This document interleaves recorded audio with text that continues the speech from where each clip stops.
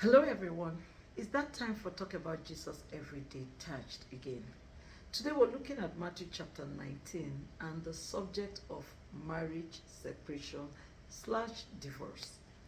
Now, the Pharisees, in an attempt to tempt Jesus Christ, came to him and asked, "Is it lawful for a man to put away his wife for any cause?"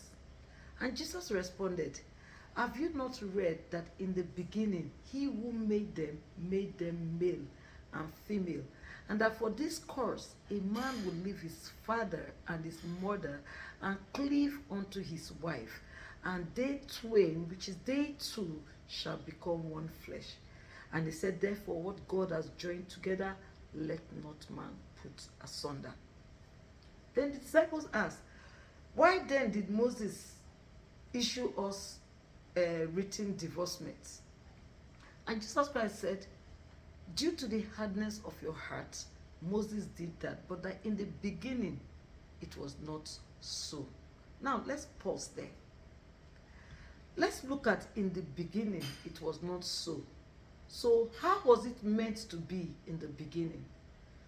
If we go back to the creation, the Bible recorded that God made Eve out of the ribs of Adam when he was sleeping, for Eve to be his helpmate.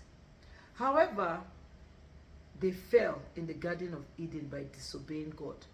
And God said to Adam, "You will have to till the ground in sweat to provide for your family."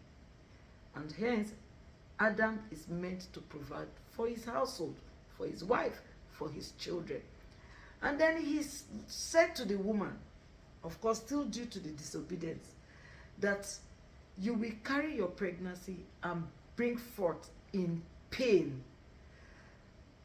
Humanity was created to procreate on this earth. And so Eve was meant to procreate children. But God said she will have to do that in pain.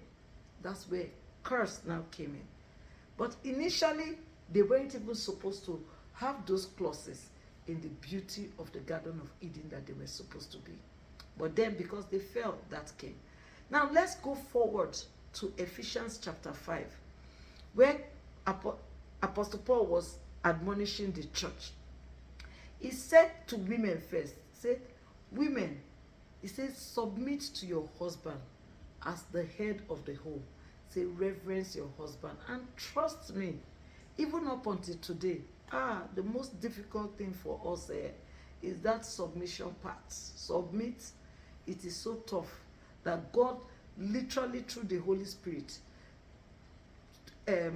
made Paul to let us know that we're meant to submit to our husbands as the head of the home and reverence them.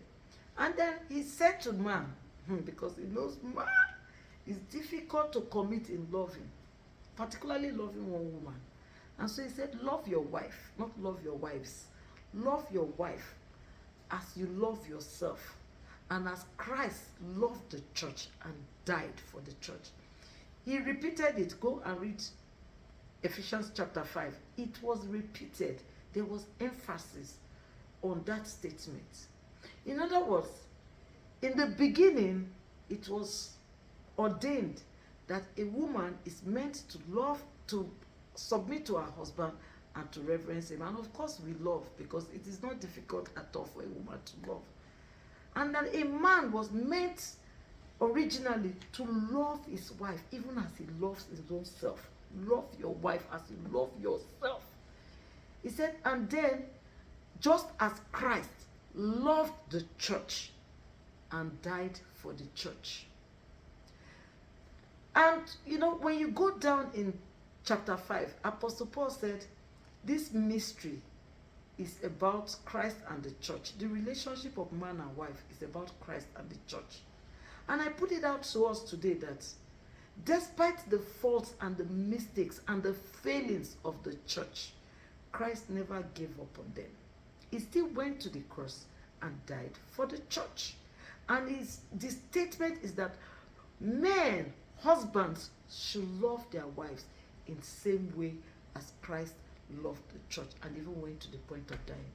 I'm not excusing women We are meant to submit to our husbands and we are meant to reverence them. But however, I'm also speaking to men right now, while I'm not excusing women, that even though women are not yet submissive or not yet reverencing you, you're still to love them as Christ loved the church and died for it. You're to love them as you love yourself. And I make bold to say that there's a level to which you will love somebody. Even the haters, that there are supposed to be no iota of love in them, they will begin to love back. So there's a level to which you will love your spouse, your wife, that she will not find it difficult to submit to you.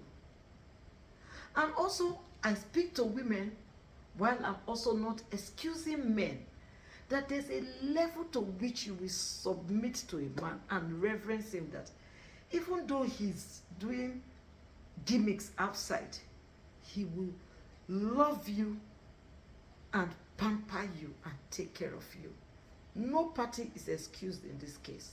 But now I want to speak to abuse, but just shortly before I go there. So when we go back to that statement in Matthew chapter 19, where Jesus was telling the disciples that in the beginning it was not so. It therefore means that what we've spoken about now was what was meant to be in the beginning. And because these things became adulterated, should I permit me to use that word? They were not happening the way it was supposed to be. Then Moses got permission to tell the people that they should give written divorcement instead of disobeying everything that is in the package of marriage. And if I want to think about the disobedience that would have made God to give Moses that, like, because I mean, I want to believe that Moses was not acting on his own, but he must have been acting with the leading of God.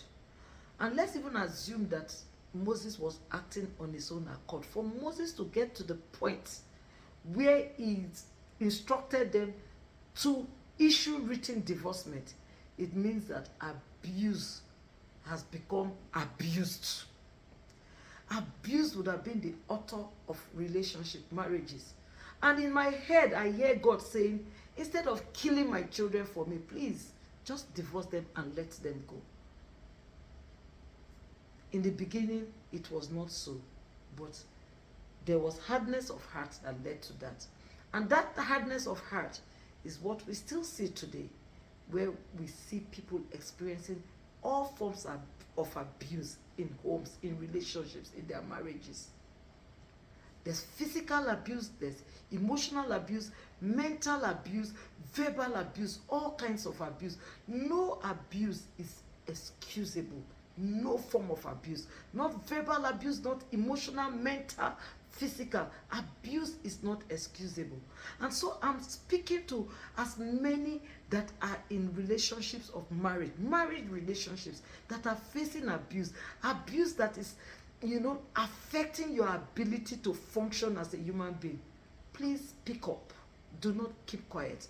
Do not condone it. Speak up and look for help.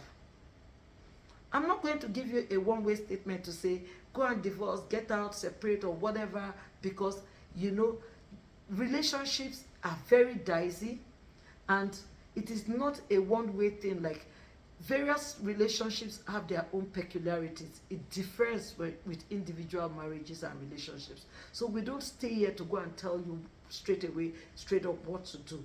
But don't be in a marriage relationship that you're facing intense abuse and you're covering up. Please speak up and seek help. I'll end it there today. We'll continue on this in the next episode. So bye for now.